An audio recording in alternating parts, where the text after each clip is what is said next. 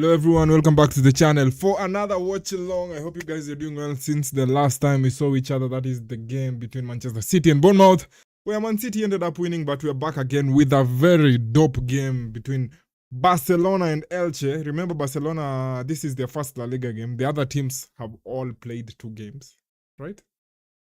Let me take a look at the table. Now, I managed to sort out the camera issues.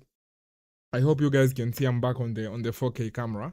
But that's unfortunately it's still overheating. Yo?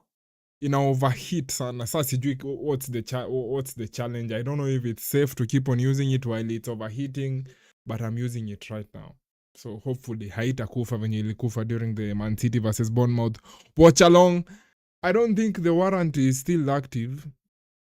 I know I got it in July, but I don't think the warranty is active. Wacha niwaoneshe lineup. There you go. There you go. Barcelona against Elche is, as I've said, let us start with the Barcelona lineup. Joan Garcia in goal. I think he won the La Liga best goalkeeper of the season last season. And then Gerard Martin back in left back. Christensen, he's done very well in the preseason games. Alongside Eric Garcia, who was with Spain during the World Cup win. Xavier Spat, also a very good player. He's being used as a right back. Slightly concerned about that, but we'll see how things unfold on that one. And then we have a midfield pivot of Marc Bernal alongside Gavi. Remember, Gavi played in the first game in the World Cup for Spain. That it was Spain versus Cape Verde. Fermin Lopez up front in the 10 with his new number 7 jersey after the departure of the one and only fraud Ferran. Yeah, Fermin Lopez taking the number 7 shirt. Karim Adeyemi on the other side, 14. Itakuwa interesting kuona kama he'll be playing in that position as I talk about the next 2 players. That is Lamine Yamal on the right wing position alongside Rafinha, who is the official captain for Barcelona this season. And he's been placed in the 10. I don't know whether he'll be playing there. Wacha nipatie the Elche team a shout out. Naona goalkeeper anaitwa Dituro. He's the captain. Kuna Chast, Afengraba, Redondo, Valera, Morente. Oh, first time hearing such a name, Morente, Aguardo, Villar, Sangare, Houari, and Nino. Yeah, that is the Elche team. I can't say anything about them, but I've seen that they had a very good home record last season. So they are very good in terms of their home record. You can see the Barcelona players being applauded for winning the World Cup. That is Akina Joan Garcia, Kubarsi, Lamine Yamal, Gavi, Pedri, Eric Garcia pia kwa hapa. Pedri ako hapo. Pedri pia is there. Simona Rodri is not there. I don't think he traveled with the team. That is our new acquisition. Rodrigo Hernandez, Ballon d'Or winner 2024. Who else? There's someone else mwenye anafaa kukua hapo. Lamine Yamal ako, obviously ako. But yeah, as I was saying, it's going to be quite interesting to see how Barcelona are going to play in terms of that number 9 position. I saw that Atletico played today against I don't know which team. They drew 2-2 and Julian Alvarez ended up playing from the 60th minute. I don't think Alvarez atakuwa... I think Barcelona were in a very tough position in terms of getting the number 9. I think we're in a very tough position. I don't think we'll get anyone, as a matter of fact. Unless we get one of these Spanish strikers mwenye takuja Barcelona for one season. Other than that, sioni juu. I've seen Barcelona being linked to Lautaro Martinez. I don't think that is going to go through because he's also a very important player for Inter Milan. So I don't know. I don't think Inter Milan will be selling him that easily. Alvarez, I think it's already a very difficult story. I don't think that he will be able to get him off Atletico, especially at this point of the season. The game has started. Let me adjust the timer. Especially at this time of the season, I don't think will be, unless something magical happens. Something magical has to happen. Again, I wasn't convinced with the way his entourage or his team, that is Alvarez's team, managed forcing him they didn't manage that situation very well, according to me. There could have been better ways of them getting what they wanted. Julian Alvarez openly said he wants to leave. His agent, I don't think, pushed enough. Like, I don't think his camp, other than him, the player, I don't think his camp, the other people that are part of his team, ati wali push for it. We've seen what happens when your agent wants to get a move. We've all watched football for a decent amount of years now. We know what happens. Ukitaka kuhama and your agent is there and he's pushing it, it's possible. We've seen it. Jana ndio niliona the agent wake. I know maybe you guys want us to talk about this game, but I'm still unpacking my thoughts on Alvarez. Agent wake alipost akisema that don't sijui trust people who lied to you or something. Anapost hiyo jana. Sijui, they could have done it. I know it sounds ni kama I'm telling them to go on a strike ama wazushia Atletico because I'm a Barcelona fan and I wanted him here, but I am saying if they wanted to force a transfer, it would have been possible. They just didn't handle it in a smart way. Morgan is here. Big up yourself, Morgan. I hope you're doing well since the last time. That is the Bournemouth versus Man City game. Anasema interesting lineup. Interesting Barcelona lineup. Yeah, it's going to be interesting, but from the first few minutes, I can see Rafinha is playing in the 9, Adeyemi is playing in the left wing, and then obviously Lamine atabaki hapo in the right winger. But one thing I keep saying about the La Liga teams, stadiums out there, so they look so good. Stadiums za La Liga, they are top quality. The autofocus is autofocusing. Ama ni adjust, nataka ni adjust autofocus. Autofocus is playing with me.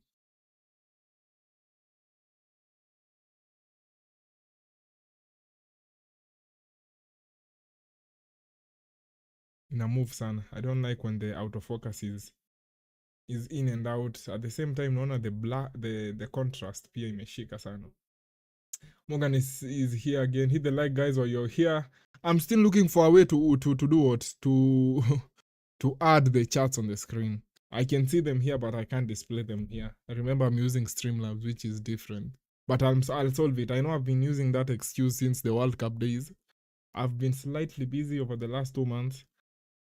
But I will find a solution for the charts. Don't worry about that. This is my gearbox. Watu wenye mnashanga, what is this? This is my gear, the one I use during the gaming streams. You can see it's moving up and about behind. It's my gear, so don't worry about it. It's the gearbox I use during gaming. Anyway, did you see what happened to Alvarez today? Ni kama they subjected him to a humiliation ritual. No. Do you have any clips or any video or any link you can share with me niangalie? Maybe I can view Reddit. I know Reddit is very dependable these days when it comes to football. Have you guys seen the Balde, the Alejandro Balde, what do we call it? News, drama, shenanigans? There's something that has been happening around Alejandro Balde. Now, let me unpack the story and then you guys can give me your thoughts. So, Balde, for the last 2 seasons, especially last season, let me say last season, especially last season, his performances were not that good. His performance last season wasn't that good. That is Alejandro Balde. We are talking about Balde. And it's something that we all know. In the same way, Koundé last season didn't play very well for Barcelona. And that being said, Barcelona brought on Cancelo. And Cancelo started making it into the starting 11 ahead of Balde. And there was this notion of the coach prefers Cancelo over Balde, blah, blah, blah. Now, last season comes to an end. The last 2 weeks, there has been this kind of tension between Balde and the club, and especially with the coach. Now, yesterday, 2 days ago, Hansi Flick does a press conference, and he's asked about Balde, and he says that he wants players that have conviction, that have desire to fight for their position, players that are willing to compete for their position, that because there is no guarantees here. There's no guarantee that just because, you'll do what, you'll be guaranteed of a starting position in the team. So jana news zenye zinatoka ni the fact that Lamine Yamal.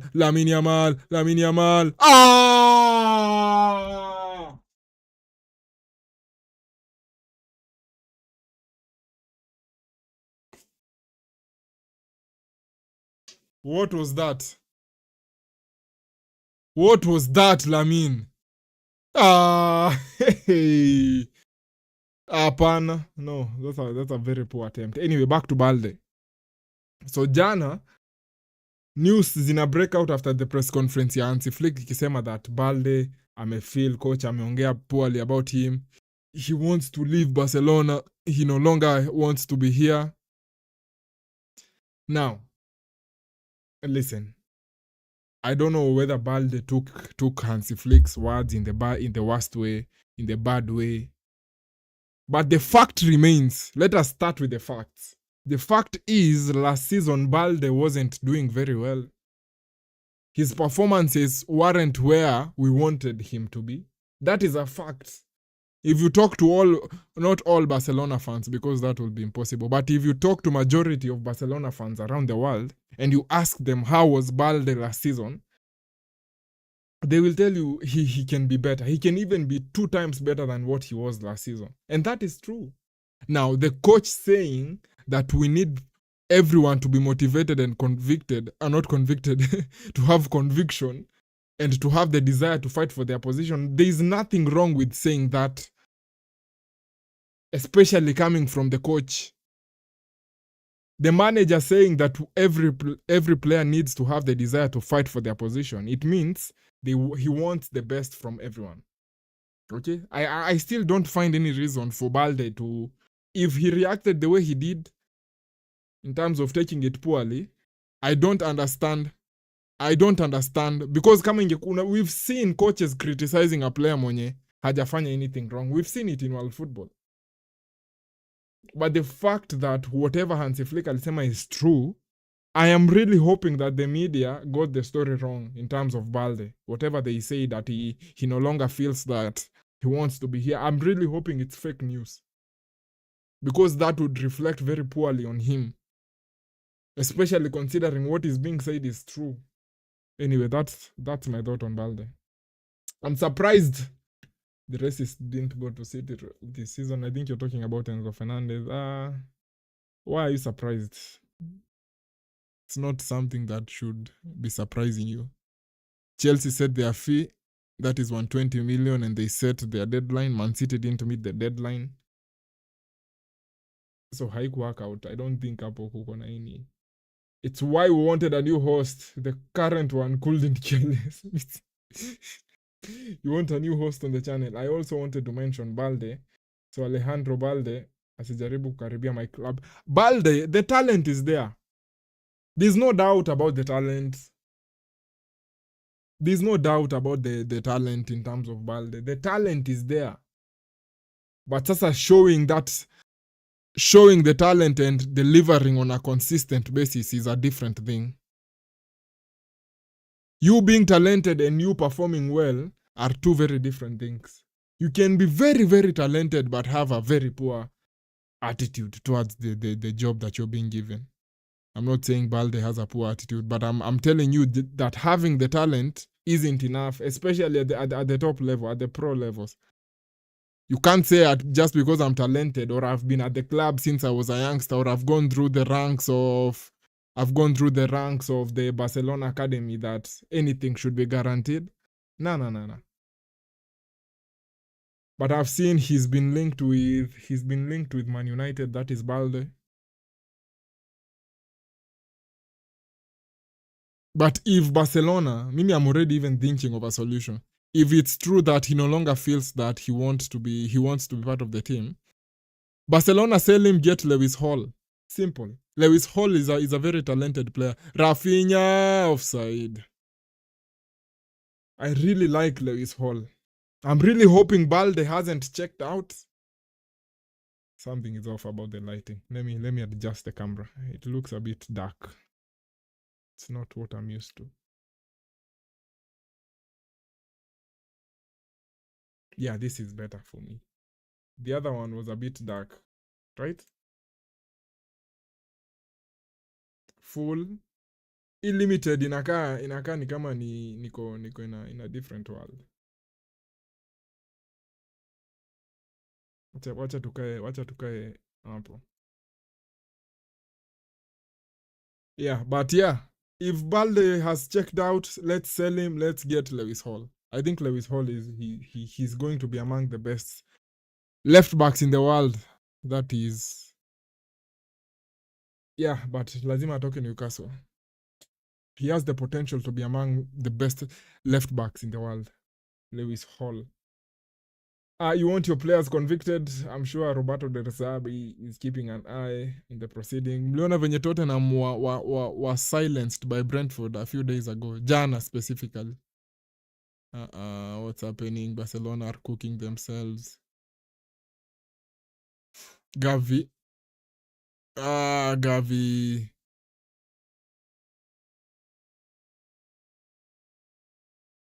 Brentford walikook Tottenham jana. Newcastle versus Liverpool. Guys, let us be honest. That penalty yenye Liverpool wamepewa, does anyone think that's a penalty? I hope you guys are going to comment on it. I know I'm really hoping that you guys comment on it. Does anyone think that that is a penalty? Does anyone think that that is a penalty? The one that Liverpool got awarded. Peleko chini, Rafinha, penalty. Penalty. Penalty. Penalty. Penalty. Spart winning the ball back. One pass to Rafinha and then trying to cut back in. Taken down up the Barcelona captain. Penalty for Barca. Penalty for Barca.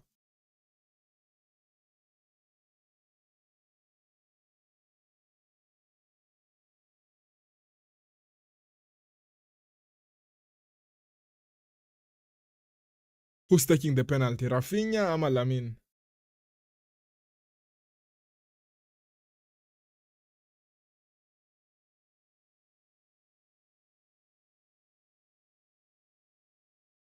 A penalty chance for Barcelona to go one goal up against Elche. 13 minutes on the free on the clock.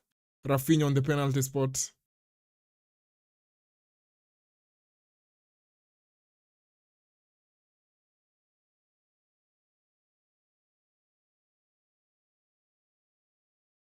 Rafinha!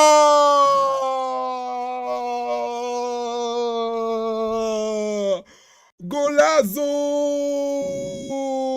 1-0 Barca! 1-0 Barca! 1-0 Barca! Lovely penalty by Rafinha.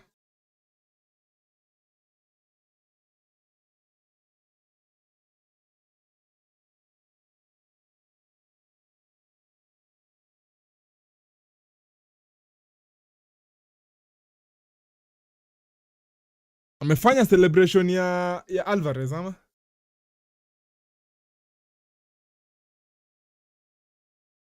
Ameficha hiyo pena. It's a good penalty. It's a good penalty. Angalia celebration yenye amefanya.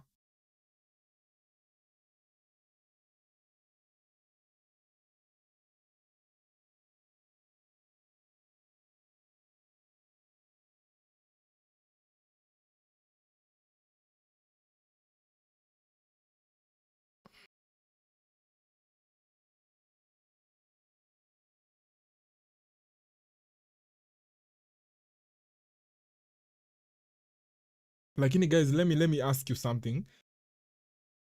And you guys can tell me whether or not I'm being harsh on Atletico Madrid. This is something we'll talk about a lot during the season. How Atletico handled the situation now. One of your players admits that he no longer wants to play for your football club. he says mimi he tells you I don't want to be here, and you still choose to keep him there. It's so shocking for me. It's so shocking. Like, singe expect a club kama, but Atletico wanafanyanga hivyo. They did the same thing with what's his face, with Griezmann for a season.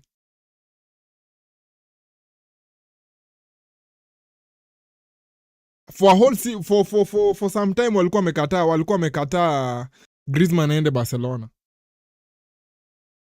Like, but mimi sielewi. It doesn't matter whether he wants to go to another club. It doesn't matter whether he wants to go to a rival club, whether amesema anataka kwenda Real Madrid, Barcelona. The fact that huyo player amesha express interest ya I don't want to be here, for me, the immediate thing I will do is just get rid of him. At the same time make money for myself. Barcelona walikuwa wameoffer money, si ati juu sasa Atletico wanaanza kuharibu the situation. Because Atletico, they want to keep him. It's going to get very toxic between him and the fans.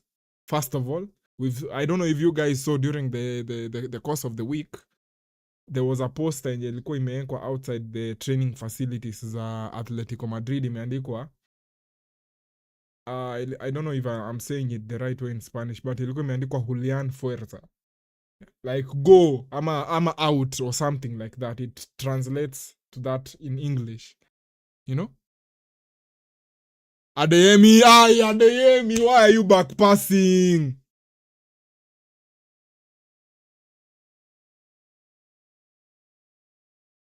Why is he trying the back pass up? You see? Now, Atletico, what they should have done, they should have just sold him and take the 120 million that Barcelona were offering. Simple too. This thing of trying to keep him, he doesn't want to be there in the first place. It's going to become toxic. Lamine Yamal looks like he's not here with us. Nimekutumia link Alvarez DM. Those zimejaa uko X. No penalty against Munoz. New season penalty para Barcelona. It's a penalty. It's a penalty. If it's a penalty, it's a penalty. If it's a penalty, it's a penalty. Okay? If it's a penalty, it's a penalty.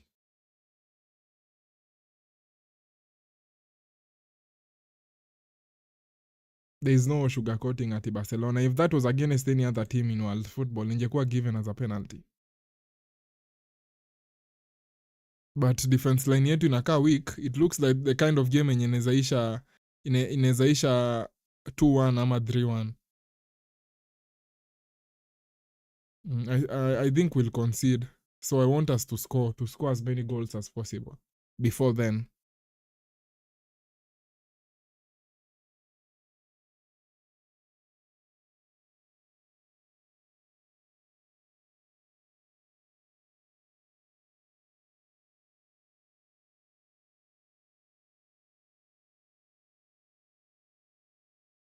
Acha niwatafutie one of the 48 laws of power.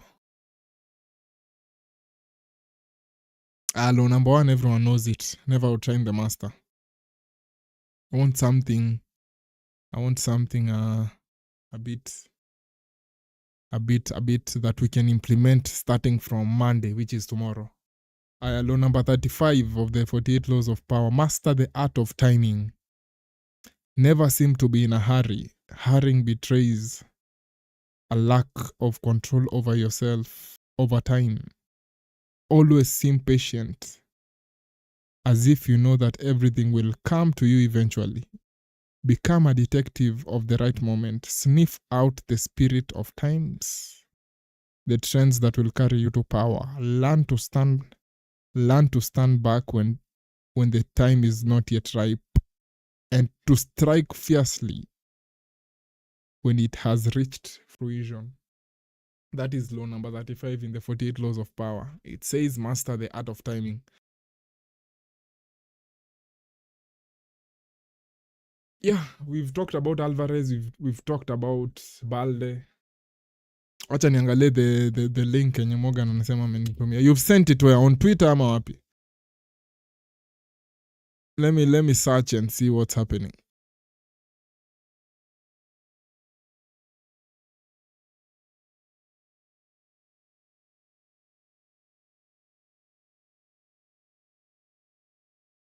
Nabalde, is he in the start? Is he among the traveling players?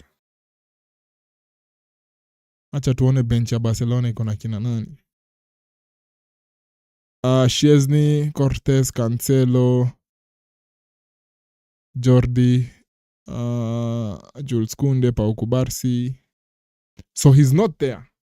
Balde is not there, which is a sign that whatever was said might have been true, was true as a matter of fact. Why else would you not be traveling with the team?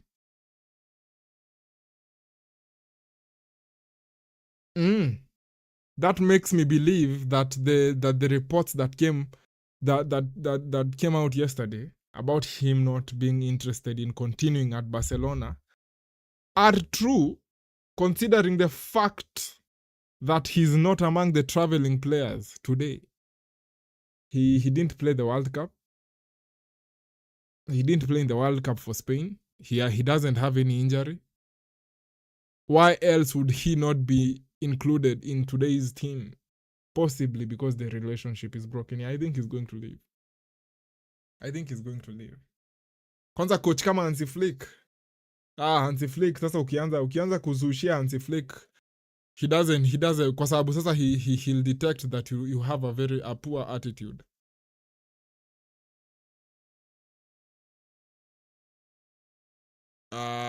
Poor goalkeeper. Good recovery, Garcia. Good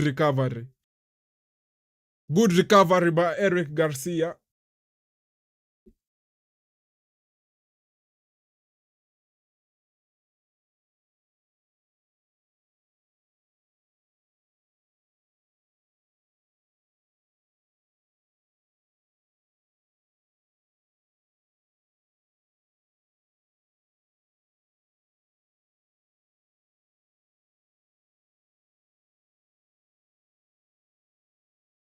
Alejandro Balde. Sioni, just if you're there, send me a link on Twitter.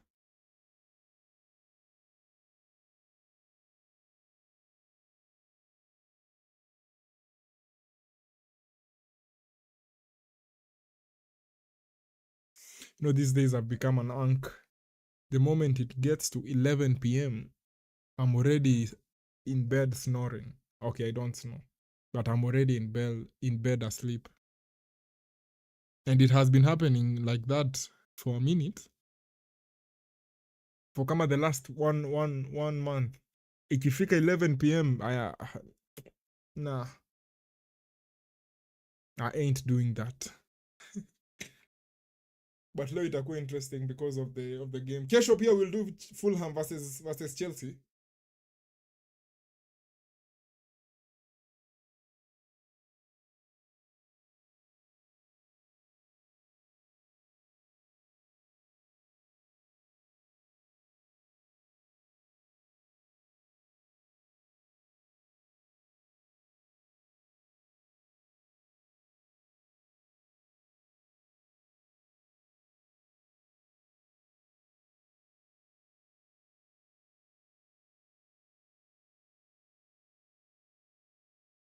Famin loses the ball.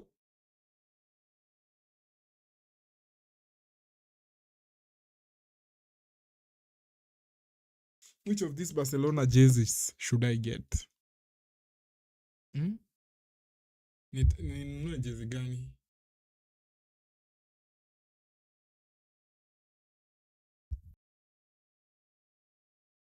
I think I should get a jersey. Hata za Man City. Although sasa I don't like white jerseys.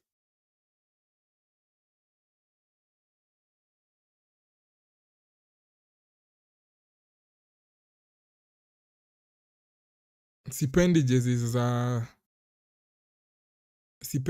za white. I don't like white jerseys, you know.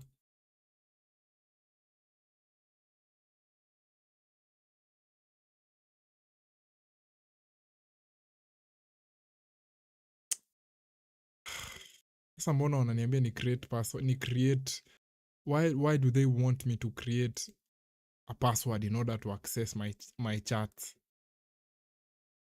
Twitter, X, are you guys serious?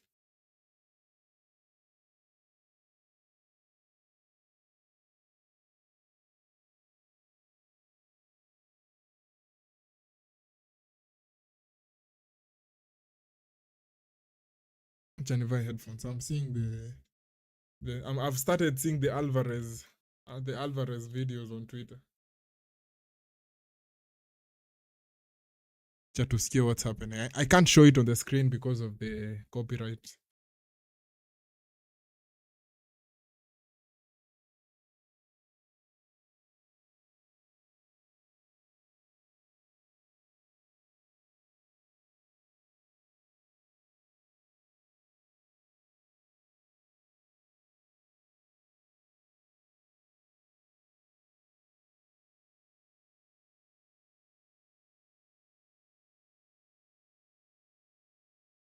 Siwezi weka on the screen because of the copyright shenanigans. Bro. Naona when he's walking out kuna fan mwenye amemtupia jezi on ikaenda kuanguka chini, but Alvarez being the guy he is, he didn't even bother stepping on it. Say if it was me, I will step on it. Sisi ndio wale wenye tukikuwa scouted wanasema the player has very good technical abilities but attitude yake is very poor. He gonna have a very poor attitude. I would have stepped on it. Yeah, that's why maybe I didn't make it as a pro. Not that I tried making it as a pro, obviously. Gerard Moreno anasema Alvarez clearly looked mentally absent on the pitch. He looked completely broken. Almost as if he just wanted to get as far away from Atletico as possible. I think Atletico should just let him join his dream destination, FC Barcelona. There is simply no point of keeping up. Exactly! Why? Why are they trying to keep someone that doesn't want to be there? Let me just even extend the conversation outside the boundaries of football. Even to your personal lives. Because you guys will get what I'm saying. Why would you want to be there with someone that doesn't want to be there? Angalieni comments za nani? Angalieni comments za Gerard Moreno.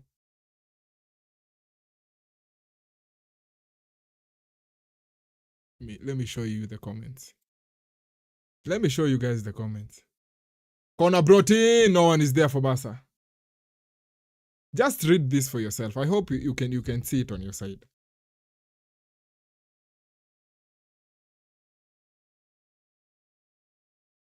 Go and follow me on Twitter, FYI. Why? Why would you want to keep someone that doesn't want to be there?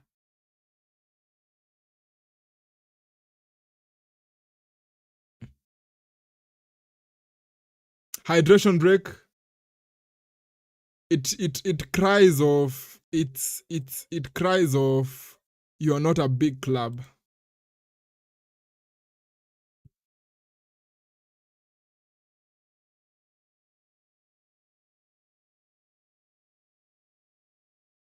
In the celebration yenye nilikuwa nawaambia Rafinha amefanya. Anything in this celebration, guys? Should we interpret it in any different way? Ama because I told you he did the Spider-Man celebration. But Atletico is one of the shittiest football club there ever is. Alafu sasa Atletico, they are thinking they are smart because they are doing this thing of, oh, we will negotiate with Arsenal for him. We will sell him to Arsenal. If he doesn't want to go to Arsenal, then that is his problem. What?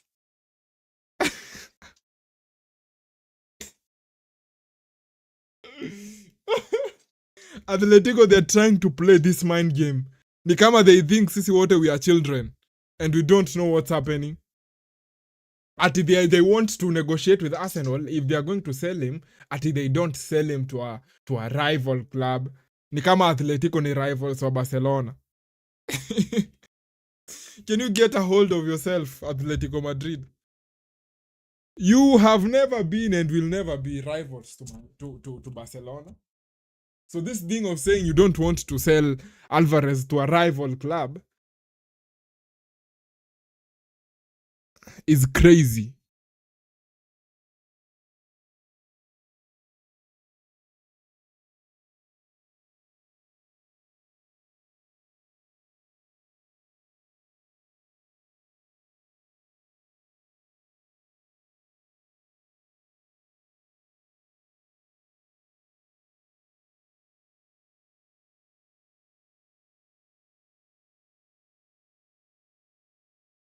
So Bozla anakuanga dangerous kwa penalties.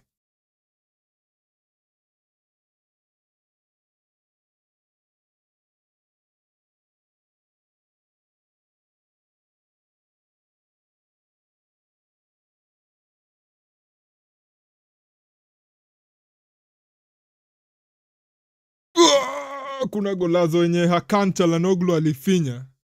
I'll do a reaction to it after this. I love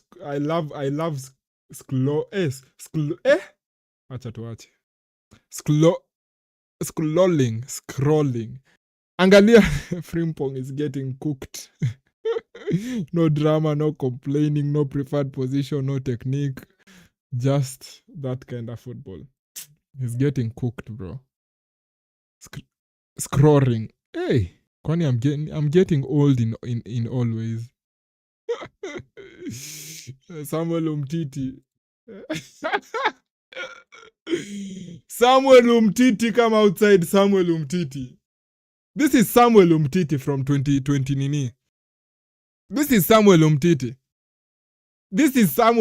You are not convincing me this is Vinicius. This is Samuel Umtiti from Barcelona. This guy is this guy. Same person. Huyu ni Samuel Umtiti. You see Vinicius. This is Samuel Umtiti. Angalia. It's the same picture.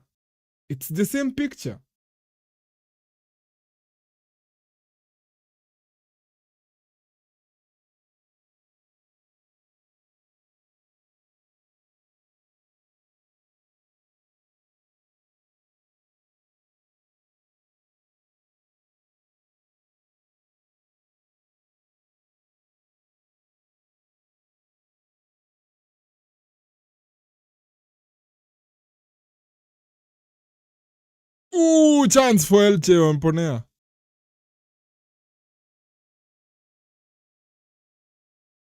Hii ndio celebration nilikuwa naambia Rafinha amefanya. He did the Alvarez celebration. Does he know something that we don't? This celebration right here. I hope he see copyright. I don't think you need copyright. I am really hoping that's not a copyright.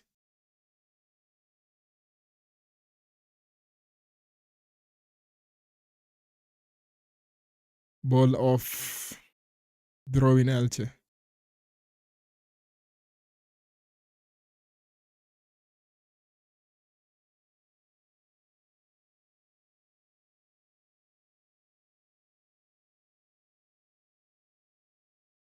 We need a second goal. We need a second goal here.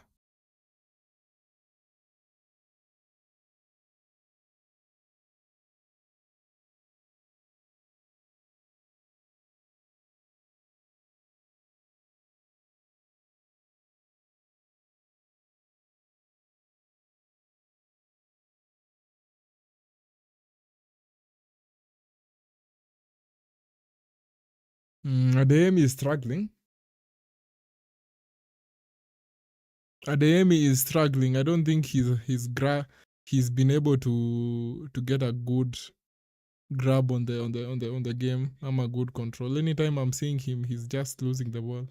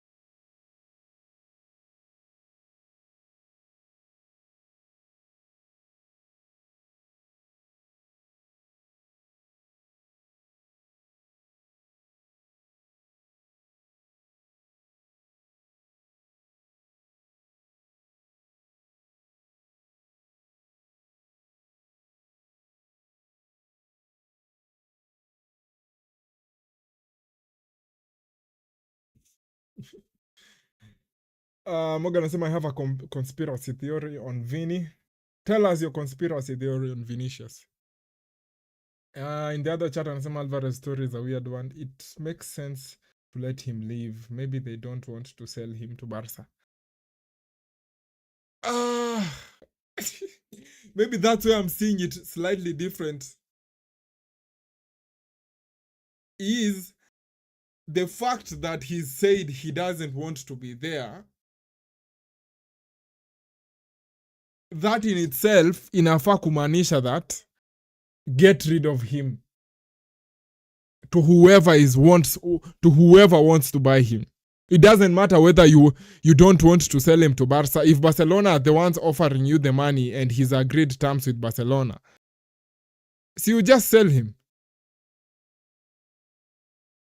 Na ndio utake kujua intentions za Atletico si nzuri is the fact that they are saying, we will negotiate with Arsenal. Gavi taken down hapo. The fact that they are saying at sisi we will only negotiate with, ama we want to negotiate with Arsenal, it shows that the reason enye wako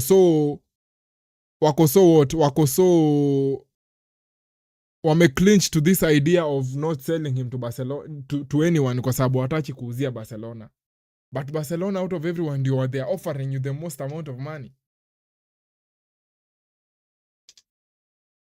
So hai make sense na itaendelea kukua toxic na January, by the time tunafika January they will have sold him, they will sell him kwa sababu sasa itakuwa imefika point yenye imekuwa toxic sana, and it's going to be that way for every home game that they play. But kwa sababu Atletico they behave like a small club, which is what they are.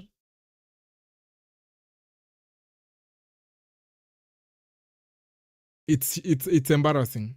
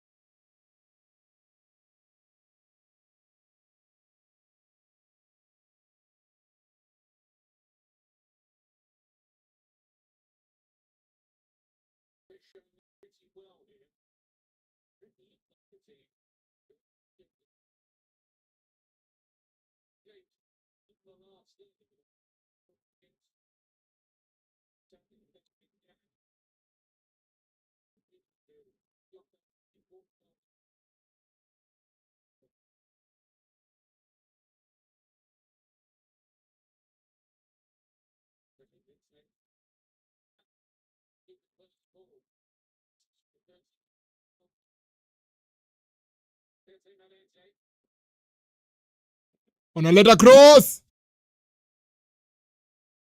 Adeyemi taken down.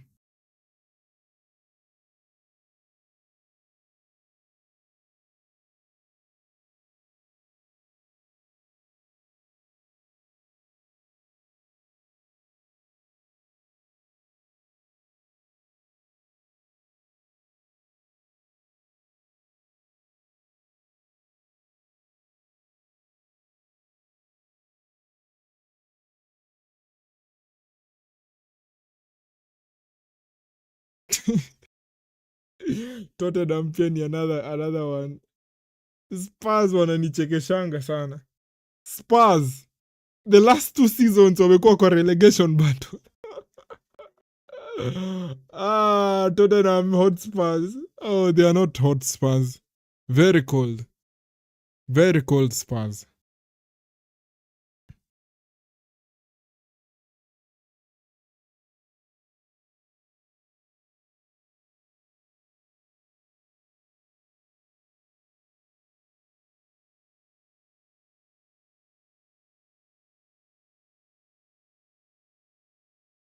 Hakuna kitu ingine yenye naona.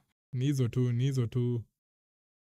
news. Alvarez story. Na tunangoja conspiracy theory ya Vinicius.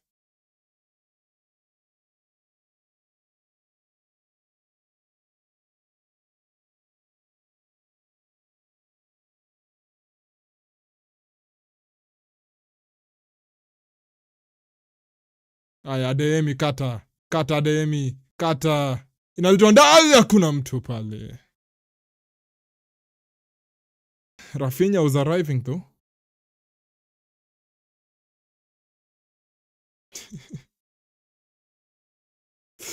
Rashford alirudi Man U.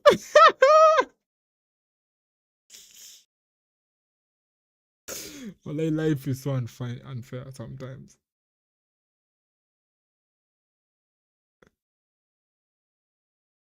Sometimes life inakwanga unfair. Bro went from playing with kina Pedri, Lamine, Rafinha, Gavi, Joan Garcia. He went from playing with that level of players to playing with players kama kina Bruno Fernandes na kina Amad Diallo.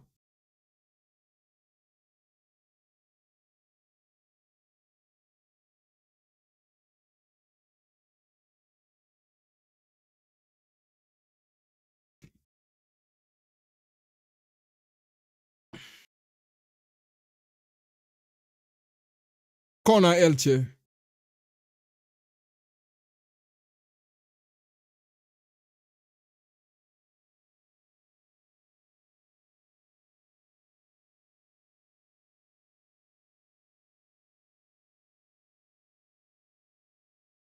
Newcastle fans pia ni toxic. Mlikuwa mnaona venye walikuwa wanachia Gavi's down.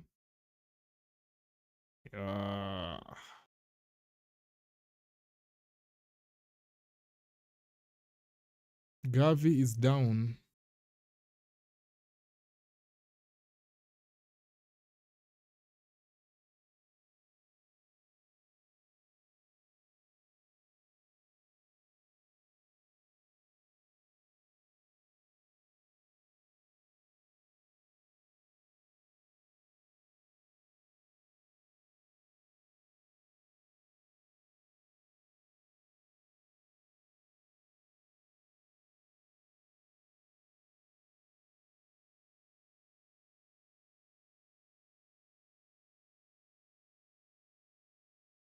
Pedri on for Gavi.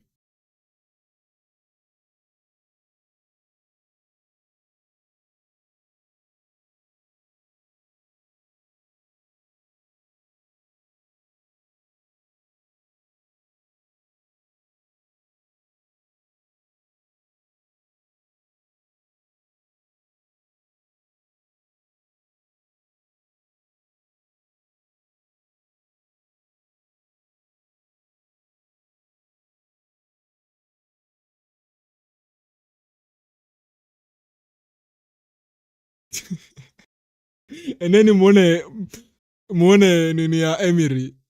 Unfortunately, juu ya copyright siwezi weka hizi clips hapa.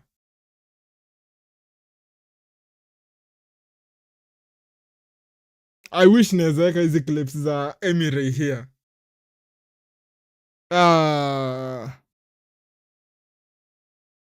There's something seriously wrong with his head.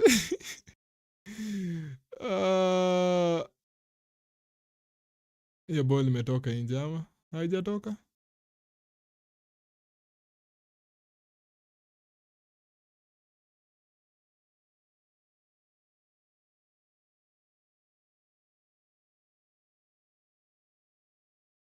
Rafinha anagawa, Garcia,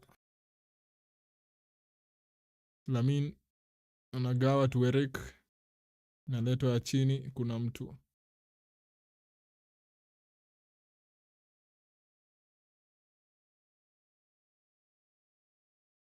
Hiyo ni foul for Elche.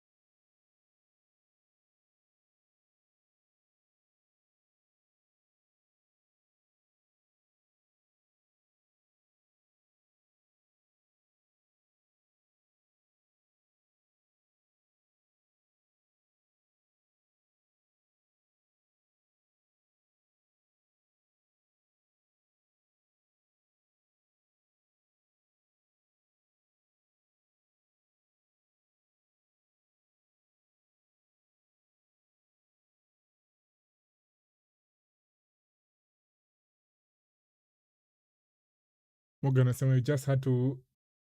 I've heard you mention Bruno Fernandes gone. Adeyemi!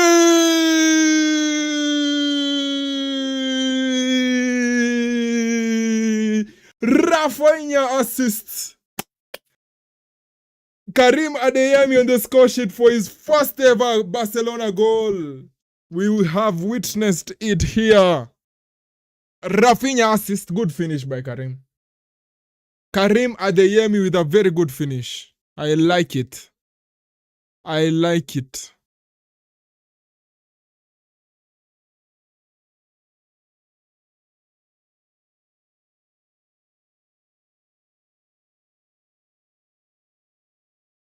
Oof, good finish.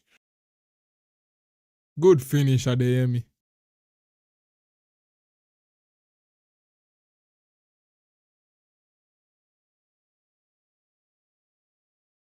Good finish. Yes, 2-0.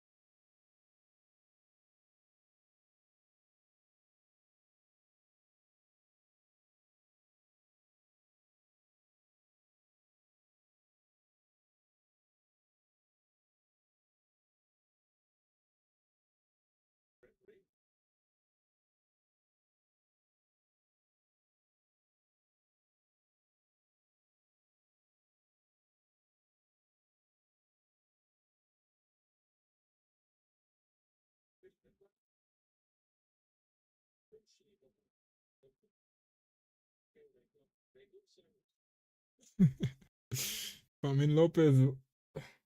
I love how Unai calls VR.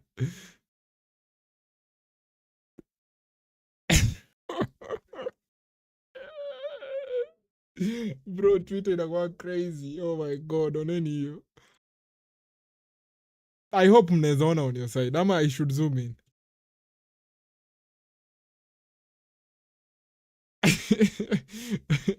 Lil Nas 10x. Alisema he'll do it 10 times more. Oh, chance! Barnal,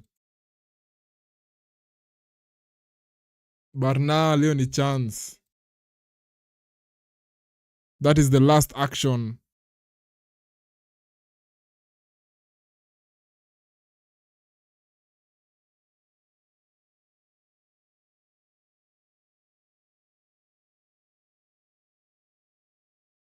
Halftime imefika, ladies and gentlemen. Barcelona 2 goals to the good against Elche. Karim Adeyemi on the score sheet. We have Rafinha converting a penalty on the spot.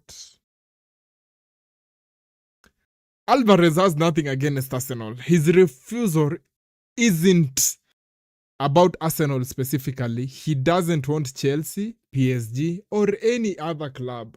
His desire is to join FC Barcelona.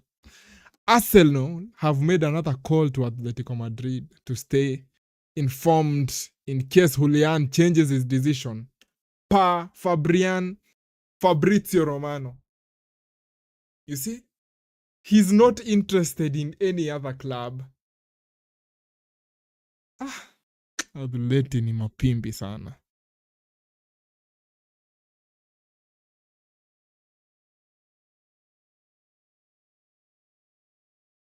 Atletico nyini maoni bafala sana.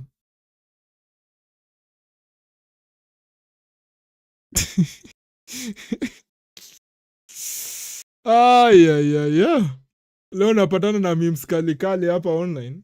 Oneni hiyo. Season day start. Yeah. Mani mshaingia tight settings. Mani washaingia. Mbona Mazraoui alishave his head kwanza?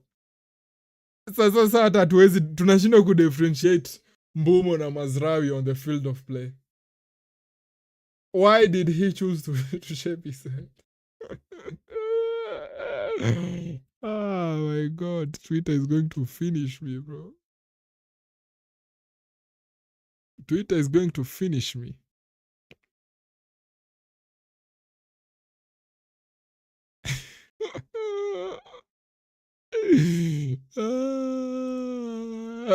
It's crazy. It's crazy. It's crazy. Twitter is so fun.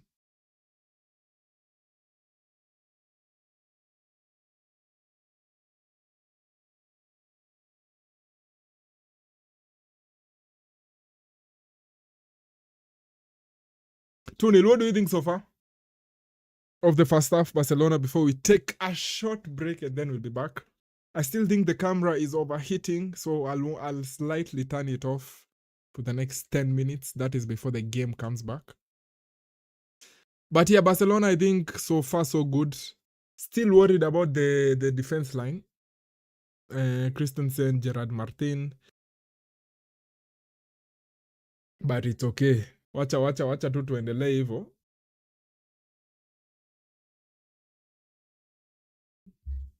Wacha tutumie hawa wawili so that Jules Kunde and Kubarsi can have a rest. Mark Barnal is still there. Gavi has been substituted off, possibly due to an injury. If we could get that goal, I'll be very happy, because that would mean I would remove Lamine Yamal. I'll be able to remove Lamine Yamal. I don't think Bado he's still match fit to Hayuko at 100%. I think he's even operating at kitu kama 60-70% there. So if we manage to get a goal before the 60th minute, I'll be very happy and I will substitute Lamine. Draw in maybe Gordon, Adeyemi upande right winger, Gordon left. And then dakika 75 you substitute Rafinha and Famin, and then you bring in Hamza Abdel Karim, na Daniel Mopi in the 10. You see, I don't want my players, especially in the month of between Saina the next 1 month. I want us to get over the line with minimum injuries, you know. But so far so good. 2 goals up, okay. Mazraoui naye anakaa mbomo bana. It reminds me of Chucky Nunes na Etnori. Wafanani. Wezi niambu na confuse Etnori and Nunes, Matthias Nunes. This is definitely a penalty. No debate about it.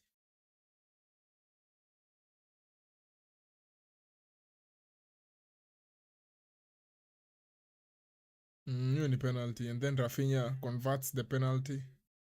Very good finish.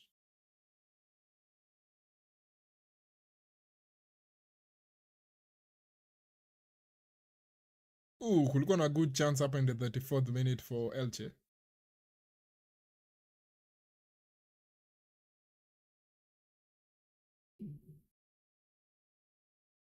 Oh, let me take a 5-minute break and then I'll be back. 10 minutes. 10 minutes. Okay? So you guys talk among yourselves.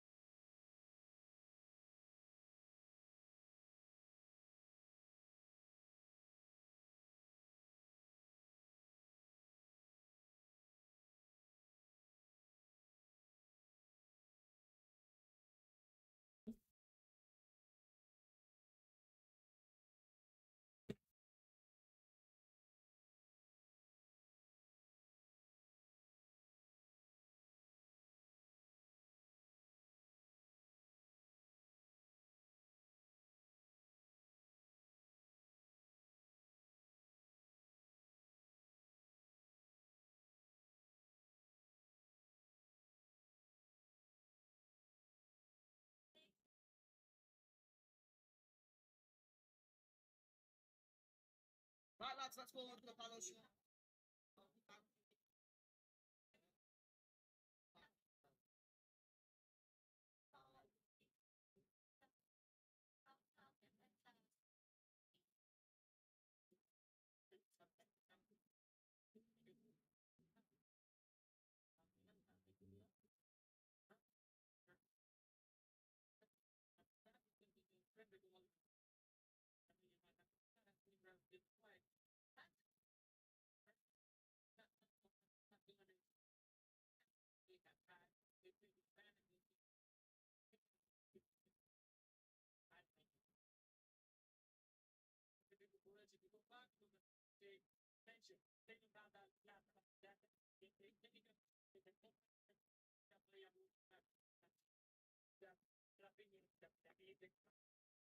Once again, I get some game to Laliga. Yeah, take it easy. The ball will go, but you have to look at two back like that. It's good to hear it tonight. Think about that. I mean,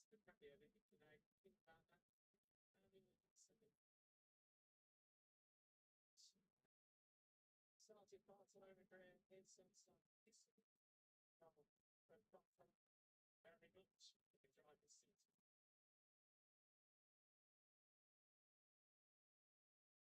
WSAI.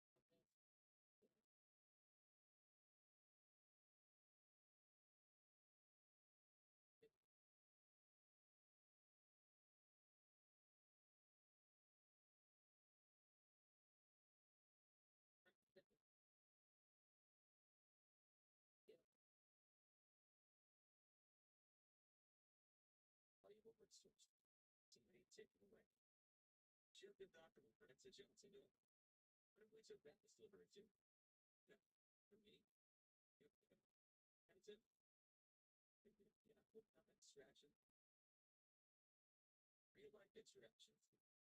Take a bunch as well. Welcome to see you. Seems to be delicious, big, juicy.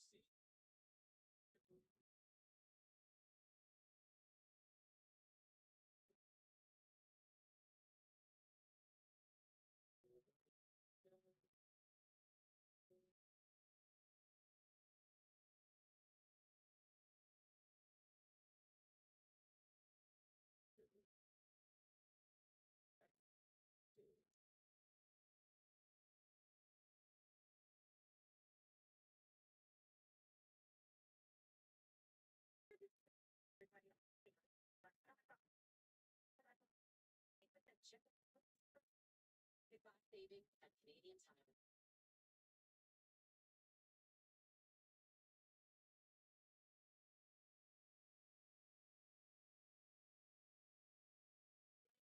Triple Challenge. BetMGM. Your favorite show now available at your favorite casino. Drive. Walking lights. Play Survivor Triple Challenge and over 4,000 other games. The BetMGM Casino app. Demonstrating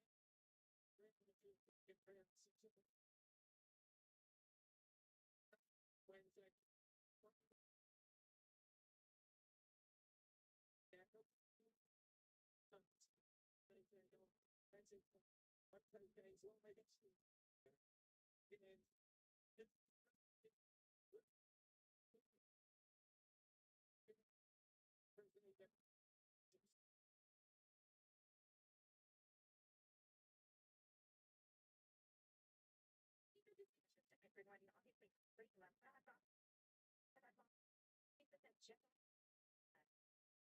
Leaving at Canadian time.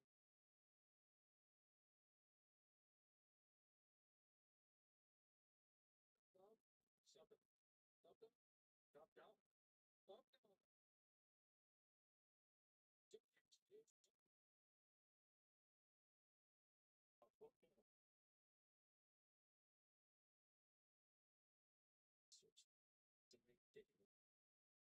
Just the confident transition to the so that is liberation.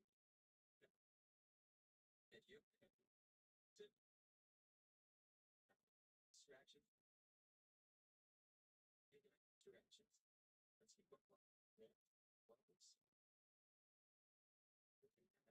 Let's see what was. It's delicious. Big, juicy.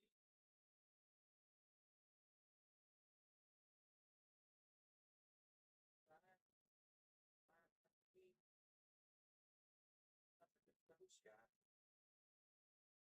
Statement. Expect me. Watch comment. Collateral comment. Just available section. What then? What we bringing in and it's going to suit. It is really much better. PP optional points at Echo and mobile stations, so you can redeem them for cheating. That's rewarding. Treat special treats. Earn an Echo and get reward within reach. Make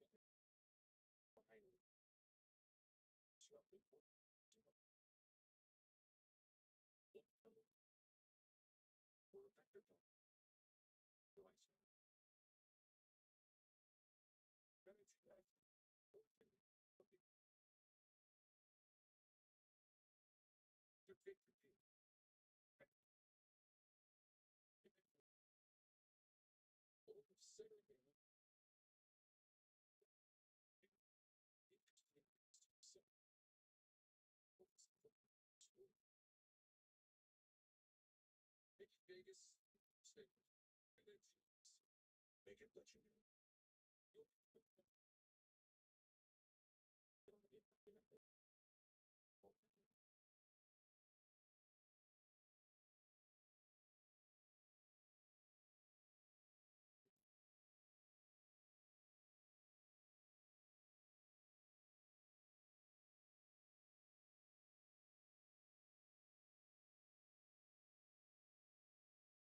Welcome back to Elche and Barcelona pitching. Playing on by 2 goals for time. What is there in Elche with a lot of work to do, being pretty quickly. That first then went directly here. Deputy and then by a leading goal from Karim Adeyemi. The Elche fans will be, I think they are yet to see their team being beat by Barcelona. It's happened a lot. They haven't beaten Barcelona. It's I think we should get a better. Practice in it. State of the World Cup for the whole of France with the third place.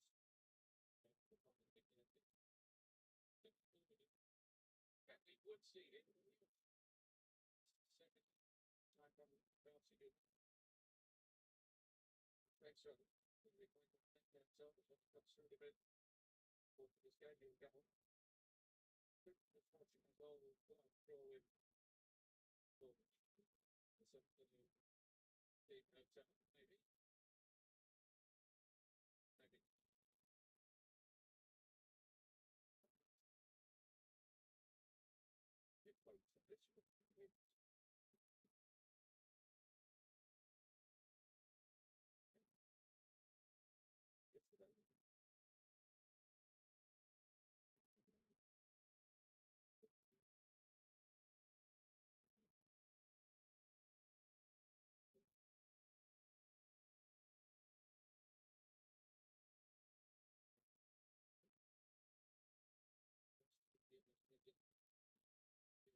It floats a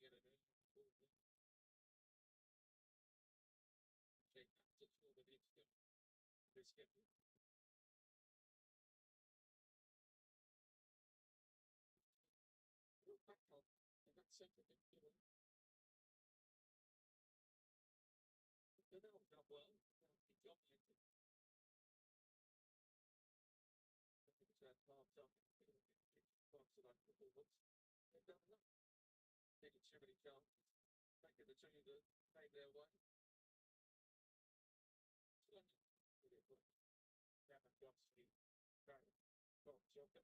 do with what they do? Will there be a ritual lots of firepower going forward against the better team? Maybe the better team if they completely completely they could do it. Might be better. If they get a two that could give it easy, but if they We are back. Hopefully the camera high overheat. But I think it overheat. Nona, if we start doing Nona say the way it's clear and it's, what do we call it? Chance wanatoa. Joan Garcia is quick on it. Eric Lamin. Outfoot. Nice chance. Rafinha. Amepiga direct.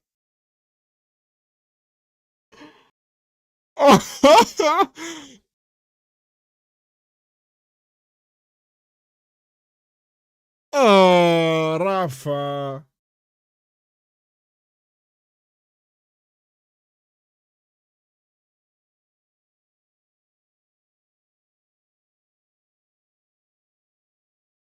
You should be converting that one, Rafa. You should be converting that one, Rafinha.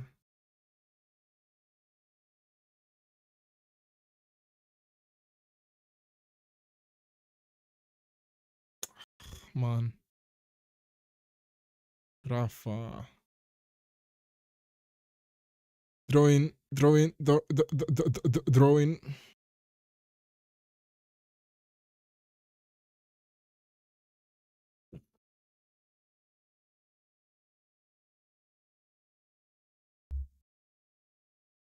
I should drink a lot of water.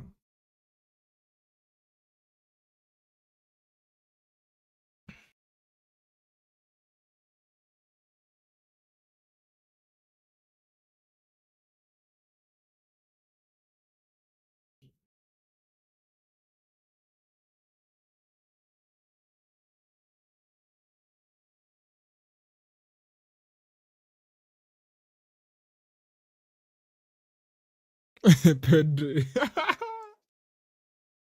Pedri is such a beautiful player. His technical abilities is marvelous.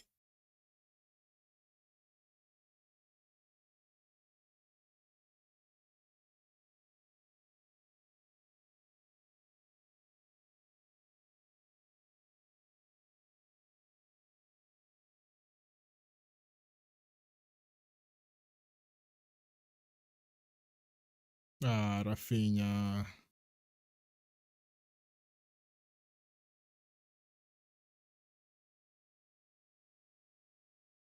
Chunga cross.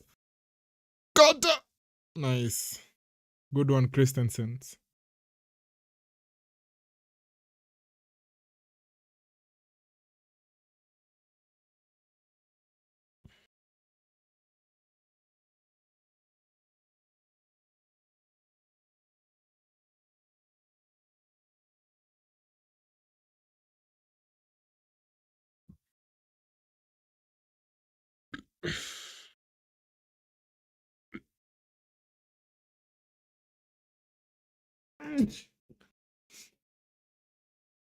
Hizi misses kwani Carlos Espi hachezi your club. Who the fuck is Carlos Espi? You're spamming random people here.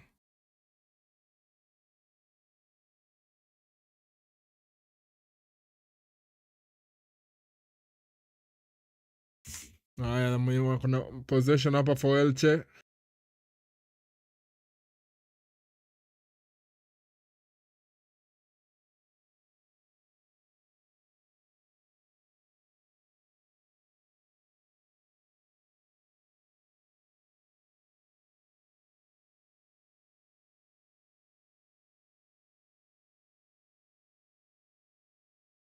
Dangerous! Hiyo ilikuwa good one. Good chance. Gerard Martin there doing the defensive work.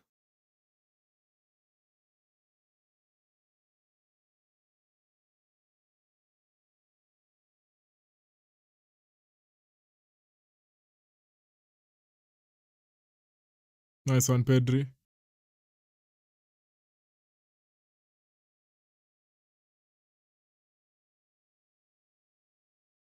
Throw in Elche.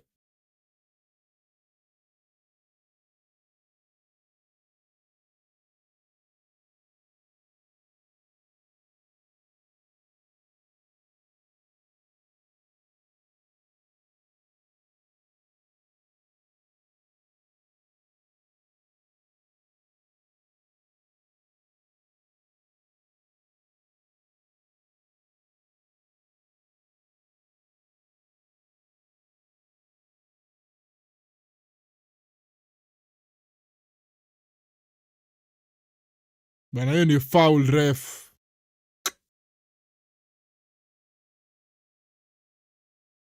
Marmush anaenda Tottenham Hotspur on a loan. I've seen that breakout in the last few hours.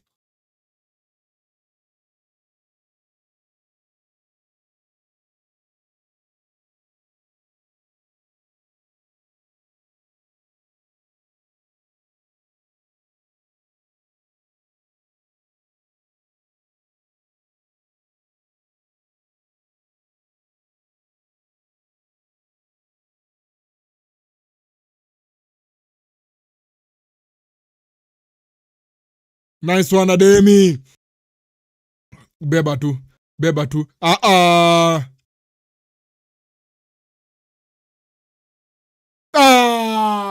Man, Ademi, mbona una pass?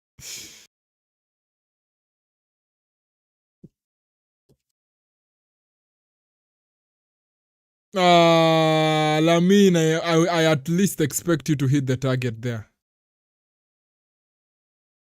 At least hit the target.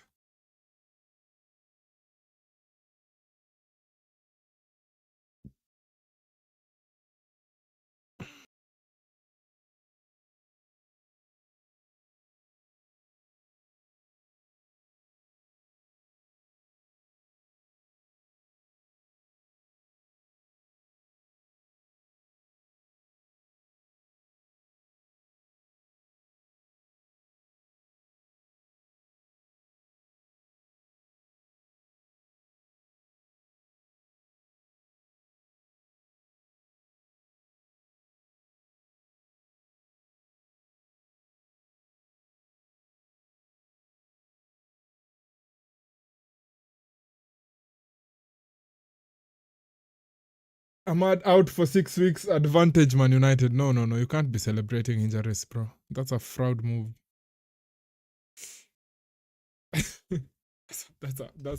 That's a fraud move, bro. You can't be celebrating injuries for your goons. Nice one. Ekatu. Ay, Lamin.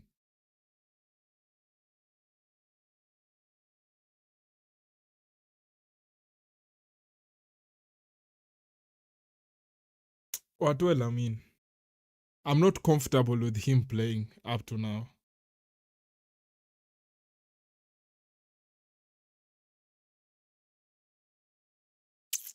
I'm not comfortable with him playing up to this moment.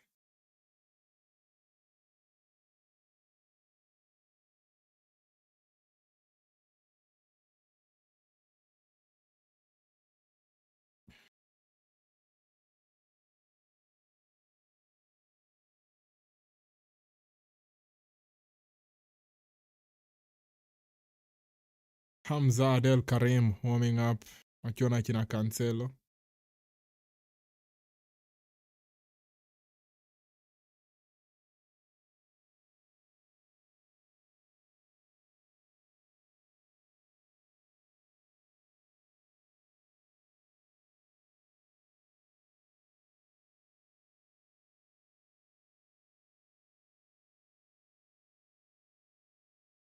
But this stadium is very beautiful considering that Elche si team yenye ni kama uko like it's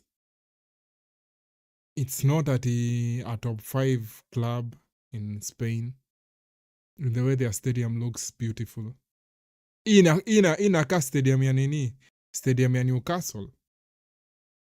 The Newcastle is considered among the top 10 clubs in England. I wish I had started the channel maybe 7 years ago when I was following La Liga to the latter.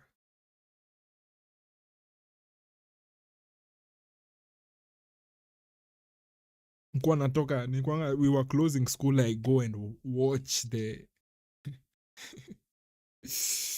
acha tuachane na hizo story.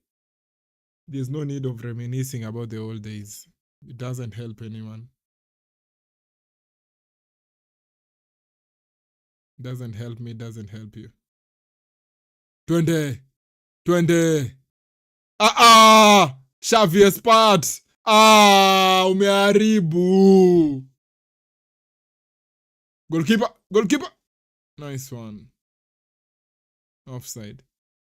Xavier Spat overthink hapo. It's a positive if we are being honest. It means you have less players. Ni foul, ref. That's a foul.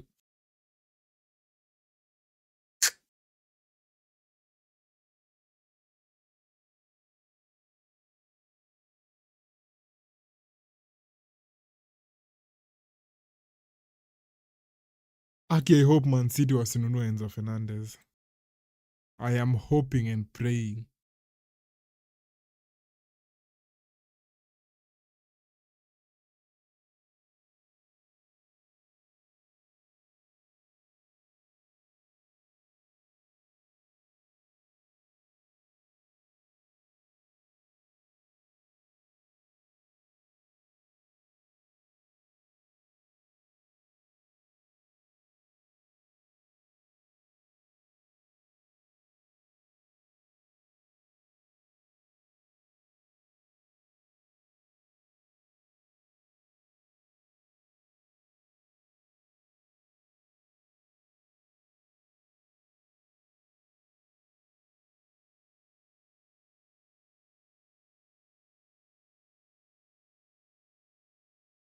Nice.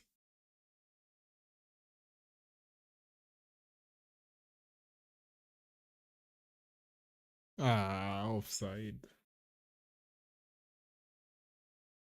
Why don't you want Enzo Fernandez? I don't see what he does differently.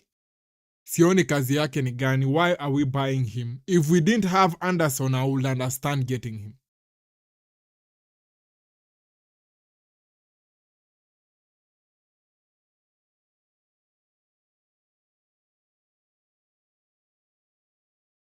Like, sioni what he brings different.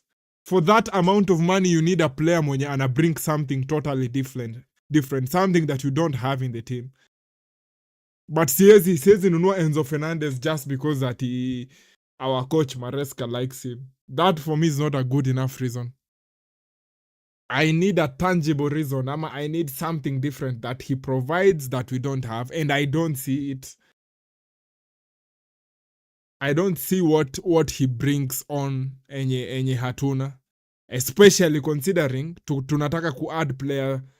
Tume-add Boadi, who is a 6. I've seen Man City being linked with Manu Kone, who is a very good player, you know?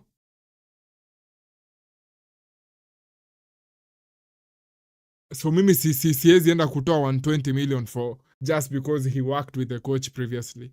It's going to be very shambolic if I'm being honest. If that is their decision, if that is their core reason for bringing him in is because Enzo worked with him. Dangerous goalkeeper is there. That's not a good enough reason for me. Meanwhile, PSG hasn't won since signing Ferran. I was telling people he is the one who will stop their dominance. Mimi nilichoka na Ferran. Unajua Ferran ni wale watu wenye they are very quick to forget. Ferran Torres is that kind of player. Atujawai kata he scored the goal in the World Cup final and won his country the World Cup. No one has ever denied that. But that does not mean you forget who you are. That does not mean you forget about the misses that you had for Barcelona. So yeye alidhani sasa amekuwa sasa Messi. He got confused about who he is actually. Adeyemi, nice one. Rafa, Zika. Barcelona. Chance ya kushuti kwa hapo Fermin. I'm very impressed by Karim Adeyemi. The way he's running, Anaka, he's very, very fast. See Anaka, he's actually very fast.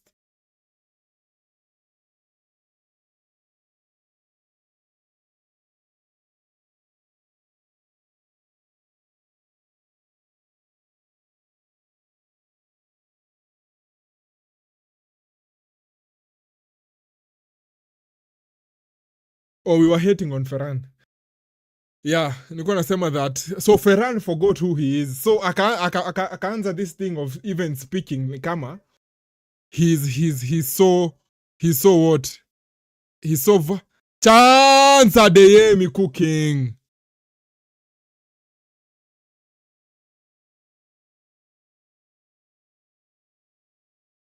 So yeah, akaanza kuongea, Barcelona need to show me love. Show you love? We have been sticking with you for the last 3 seasons when you're missing very good chances. And you're saying that we need to show you love. And I even appreciate how Barcelona just handled it very swiftly. Huyu jamaa toke ende. And that should have been a red flag.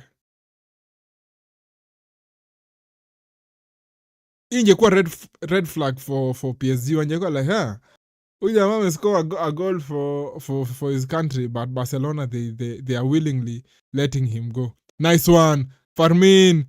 Mna overcook bana bros. Mna overcook hapo mbele basa. You are overcooking. Make it simple. So wacha Ferran ende. If he's going to find success in PSG, good for him. But maybe I don't give any shit about him. Enzo Fernandez adds more goals, passing, build up, and versatility. I don't agree with anything umesema hapo. I don't agree anything umesema hapo. Choto on. Maybe I'm being hiyo mambo kwanza versatility. He's an 8. Haezi cheza as a sole 6. Huh? Haezi cheza as the sole 6. So versatility sielewi kenye unamaanisha by versatility. Haezi cheza as the 10. He's not creative. Acha tuone, maybe I'm being a fraud.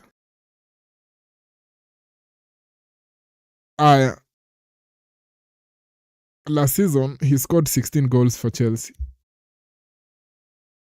He scored 16 goals last season for Chelsea and 10 assists. Before that, alikuwa na 8 goals, 14 assists.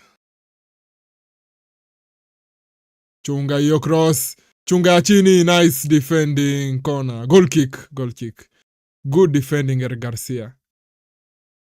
So your aspect ya goals,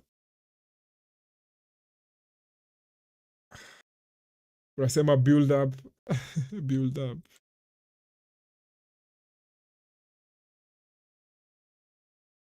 But mimi sioni kama hiyo, whatever you're saying, I don't think it's enough for us to go and buy him for 120 million. I don't think it's enough. Barcelona sadaka, funika, inapigwa ndefu, goal kick. I mean, Enzo has used him in multiple positions. Dani Olmo is asleep. Dani Olmo is asleep.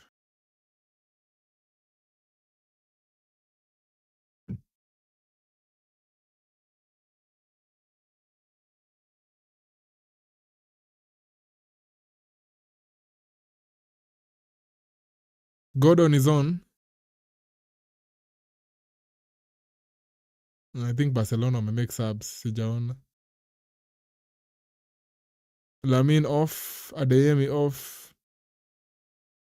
Who else?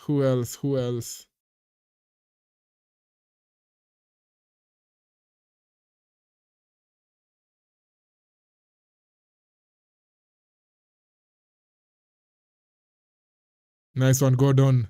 Gawa mzee. Nice one, Rafinha! 3-0! Rafinha, 3-0. Lovely counter-attack. Gordon with the assist.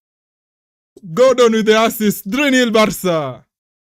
Lovely attacking football by Barcelona. Transition on the point. Gordon pitching his head up and finding Rafinha. Very good dummy by Ferran. Not Ferran, Shindwe. By Fermin Lopez. Rafinha converts it.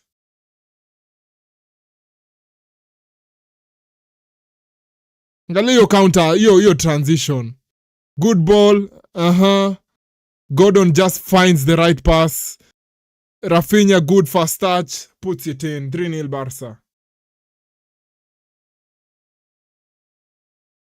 3-0 Barca.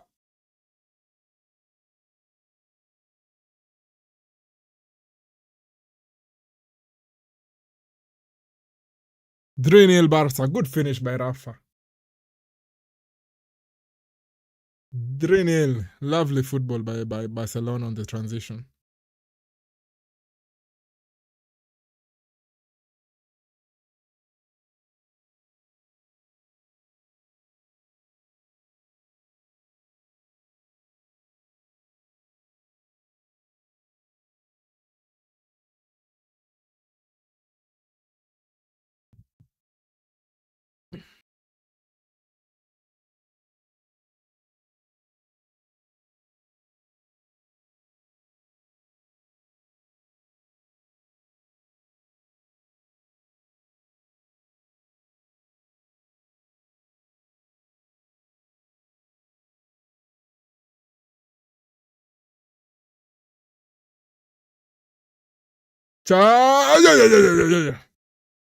Goal kick.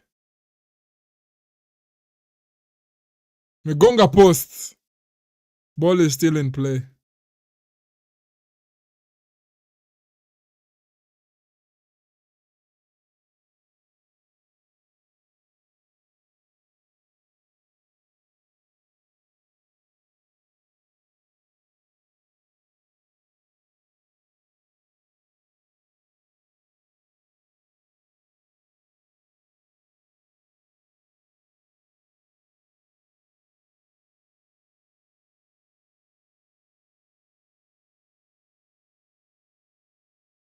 Piga post. Chance for Elche. Attack. Come a mess. Ay. I thought angepass to his fellow player. That would have been a goal.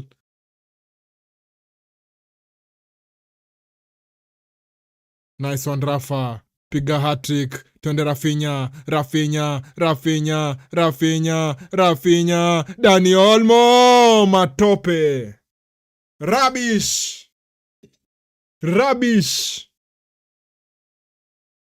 Can't even hit the target from there.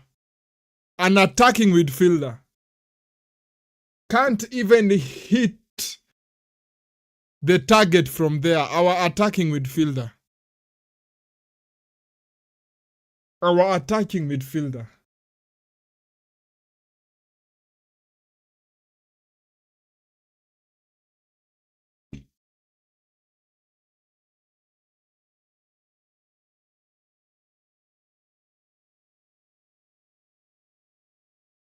Nice one, Pedri. Pedri doing his thing. Piga paketu. Gordon. Golazo.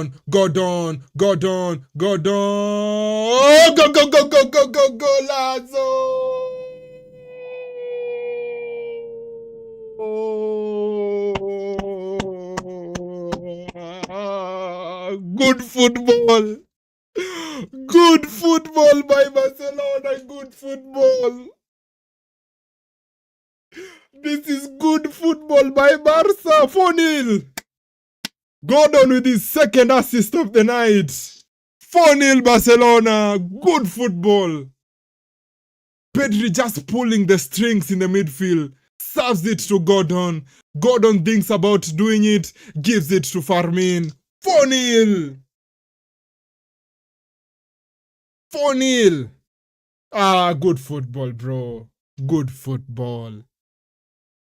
Good football.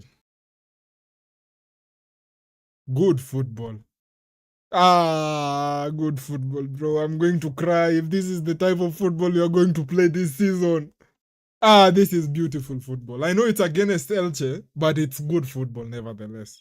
Pedri just pulling the strings here and there. Lovely.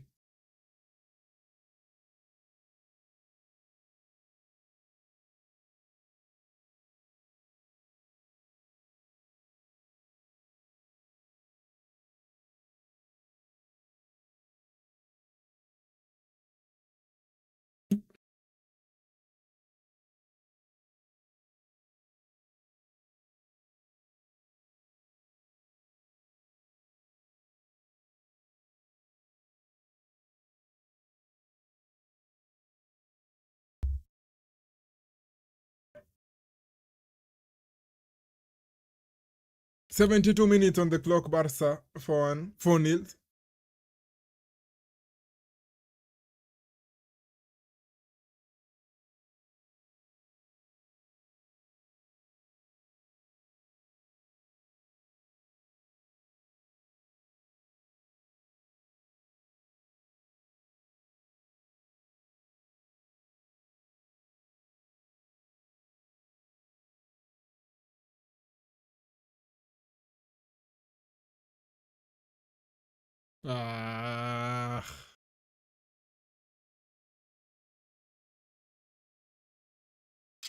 Marmoush. Number at Spurs might be 911. Maybe.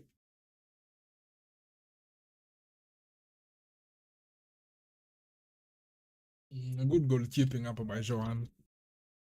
Just spreads himself as the goalkeeper and prevents it from going in. A minute before Barcelona converted their fourth of the night.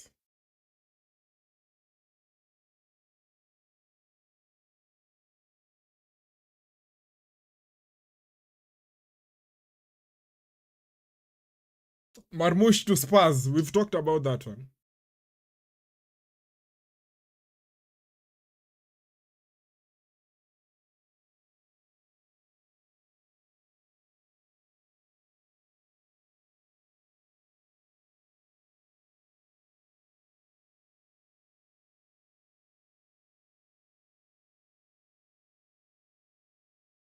Good defending up Xavier's part.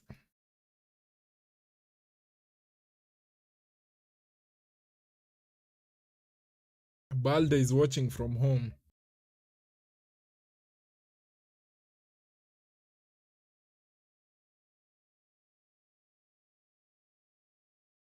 Wanaletwa ndani. Rafinha for the hat-trick. Rafinha!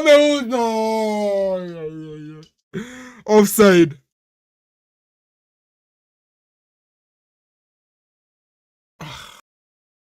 Mm.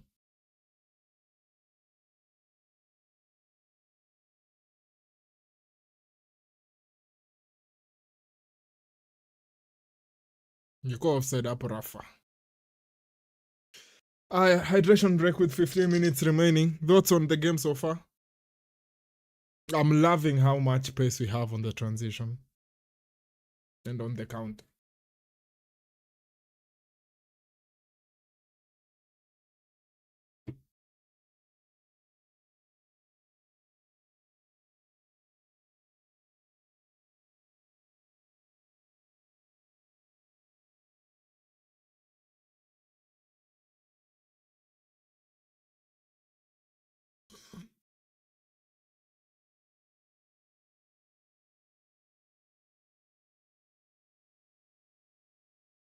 I'm enjoying the amount of pace we have on the transition.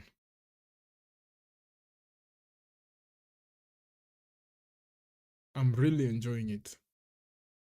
Tuko very fluid. Very fluid. We are orchestrating things very well.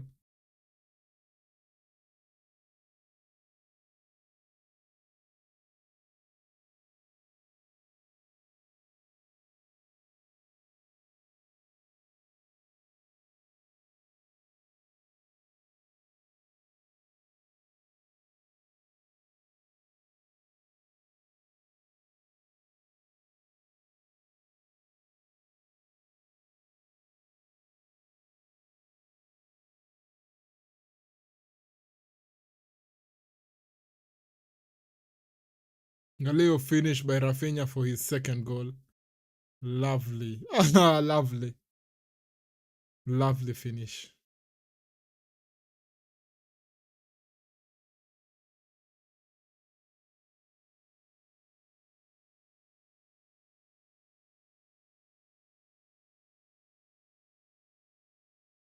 Why does Flick prefer Bernal to Casado? He has his reasons. Maybe technically, and then Casado akona hii aspect ya kufoul, anashinda foul opponents. Alafu pia ukiangalia pia tutaita the potential, I think Bernal akona higher ceiling for me at least, and I think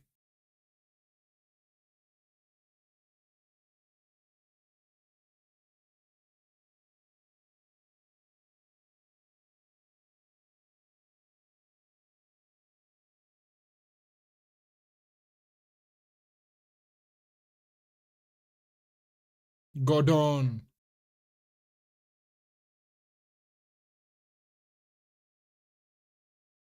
Yeah, so I think Hansi Flick pia maybe he sees the same thing.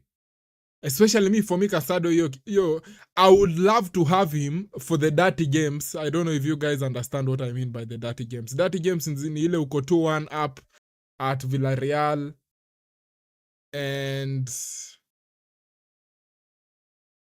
Fermin Lopez!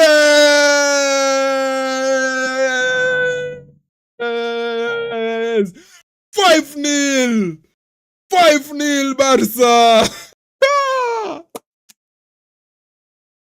This is great. I'm enjoying what I'm seeing. 5-0.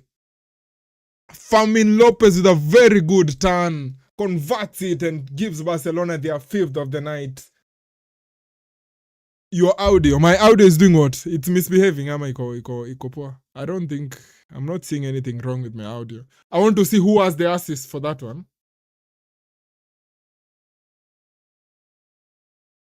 Espat. Xavi Espat with the assist. Ooh, it's a good finish. He receives the ball so well. Turns. He turns and then he just converts it. He knows where he wants to put the ball and he takes it there. 5-0 Barca.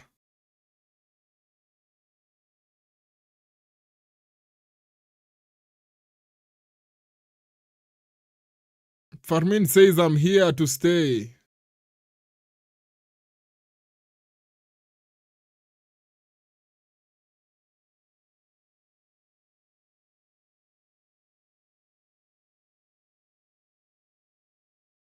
Pull back up on Dani Olmo. I think Casado is so solid defensively. Nah. I don't think so. Cancelo on for Rafa. I don't think so. I think, for me, at the end of the day, Bernal is better. Bernal is better for what we need from him. I think Casado was so wonderful in the run yenye tulikuwa nayo in terms of nakumbuka zile there's that week we played Bayern, we played Real Madrid.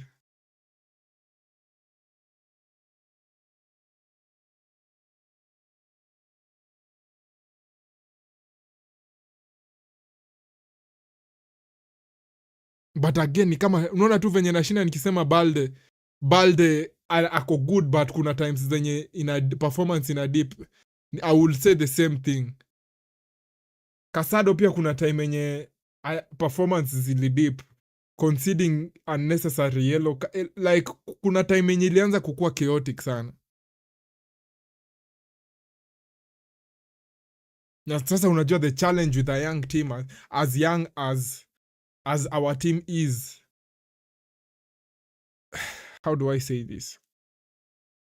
It's so easy considering that you're playing against your teammates are also young players who want to make it.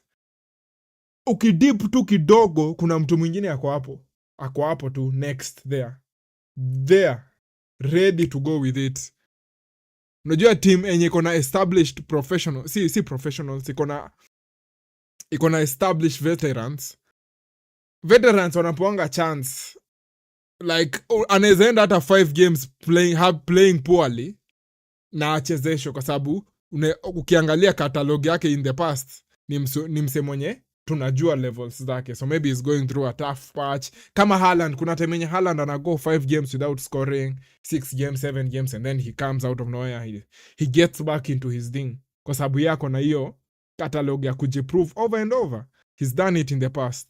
But sasa the challenge with upcoming young players ni ukienda chini kidogo and then your team is very competitive and someone takes your position, itabidi ukuje level with him or her and then you go higher. And football is very difficult.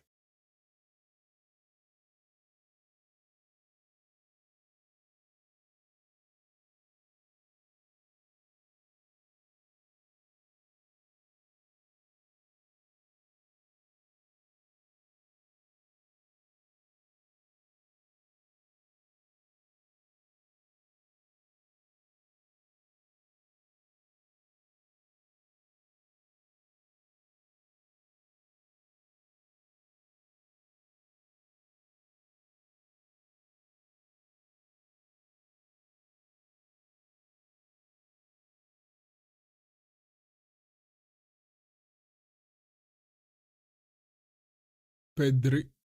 Sasa tufike kwa finishing line without any injuries. Morgan anasema false alarm. Okay. You're pranking me.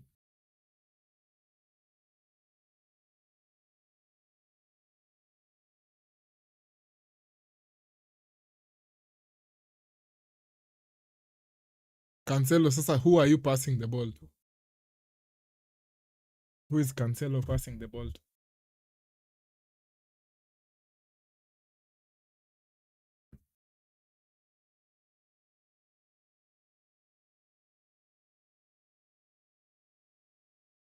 Ball in behind, hatari, Gordon, anakuwa mchoyo Gordon. Angepass your ball, we are in for the 6th.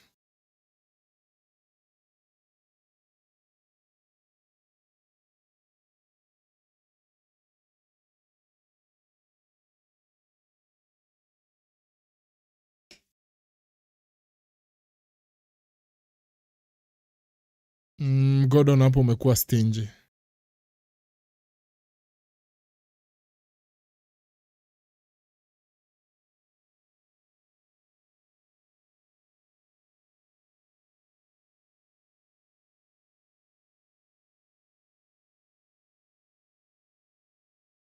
Sasa Dani Olmo ni fraud mwingine I'm keeping my eyes on. Dani Olmo is another guy I'm keeping my eye on, especially this season, this being his third season in the club. Kuna vitu sasa I'm expecting him to be doing better. Dani Olmo, I am keeping my eyes on you this season. I am watching you.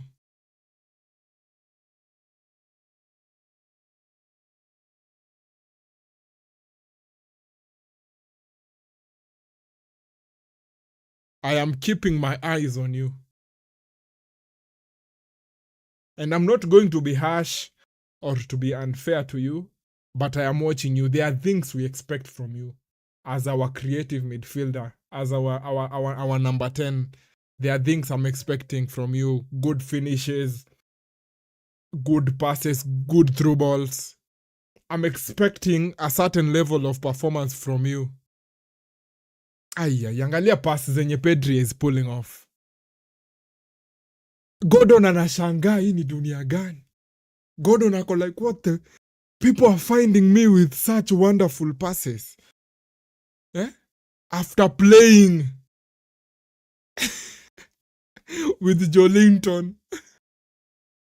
Jolinton unajua yeye anacheza as the brute. Game yote ya Jolinton is based on him being a brute.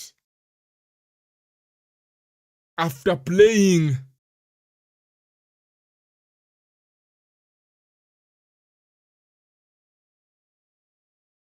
with watu kama kina Jacob Murphy for the last 3 seasons, Gordon ako like, what? I say they are finding me with such wonderful passes. What? Huh?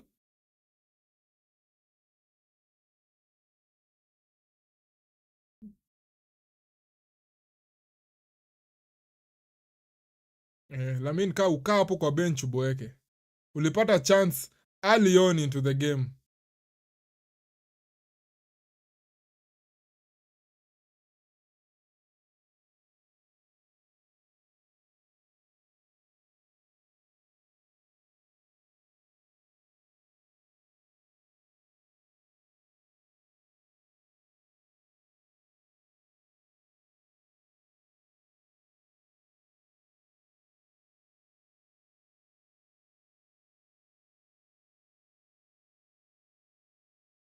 Hizi ni passes gani Cancelo ana make? Jumi sioni who he's passing the ball to.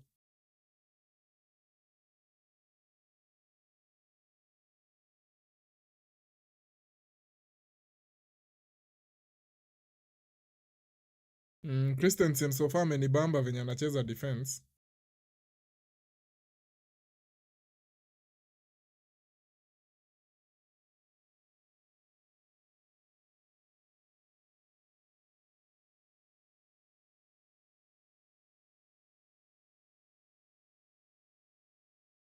Jolinton huamua kutumia brute force algorithm. Bro, Jolinton ni mse wa brute force. Aya, Jolinton, Botman, Danban. Ule mse mwingine.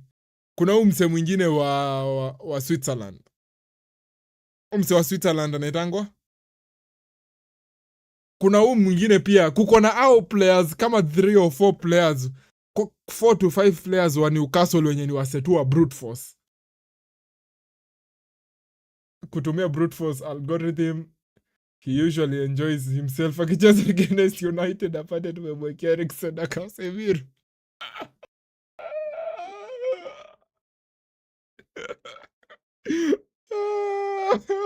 Eriksen na Casemiro. I usually hope Jolinton gets booked early in the game. He doesn't care. Kwanza ufanye makosa uende kucheza kwao ukule inaitangwa aji uko kwao kunaitangwa aji St James Park. Aya, Jolinton anaachilia umbwa bana. Anaachilia, anasema hapa kiatu inatembea kutembea. Na referee ambuk. anakwanga booked ikifika huko dakika ya 60.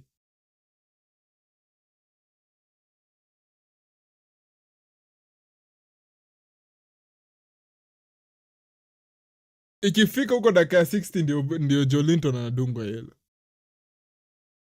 3 minutes added on. Kuko na huyu msee mwingine wa Switzerland. Walikuanga Jolinton, Bruno G, Botman, Dan Ban. Another defender anachezeanga Switzerland. I know you'll get his name. Kumbuki his name exact. Goalkeeper.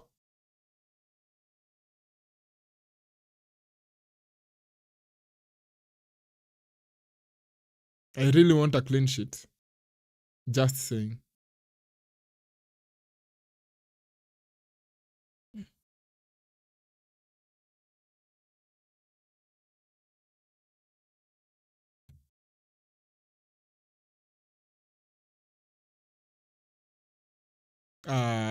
To concede for fuck's sake.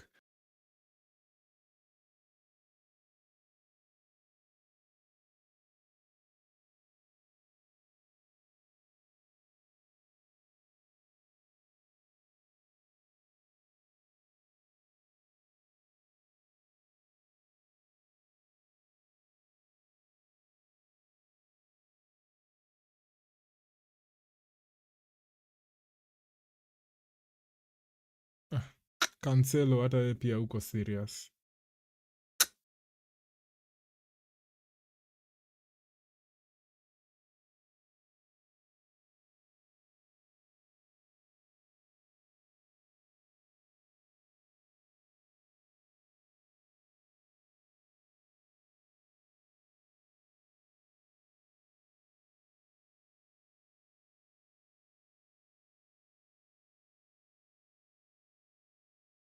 Na Gordon ni kama anaweza cheza very well as an inside forward. I'm seeing the different positions he's picking up.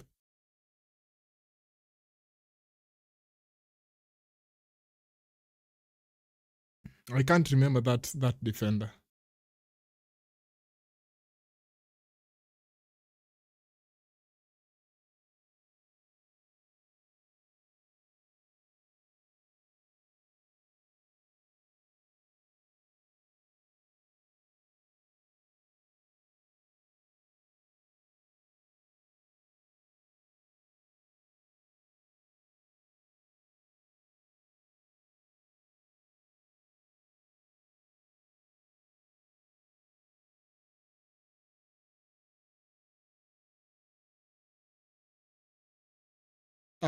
Jules Kounde poor passing.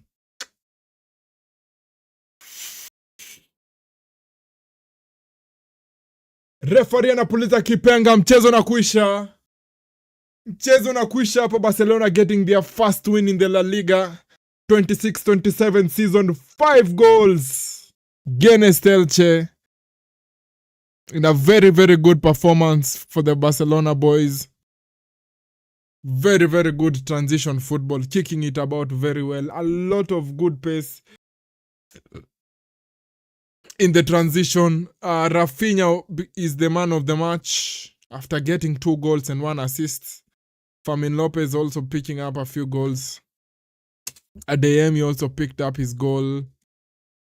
Wonderful. Lopez amefunga 2 goals. I can't remember his second goal. Nakumbuka pena ya Rafinha hii yenye amescore saa hii. Adeyemi before first half iishe. I can't remember his first goal. That is Fermin Lopez. But we'll take it nevertheless. 5-0 for Barca. Good start to the new season. I've loved it. I still think our players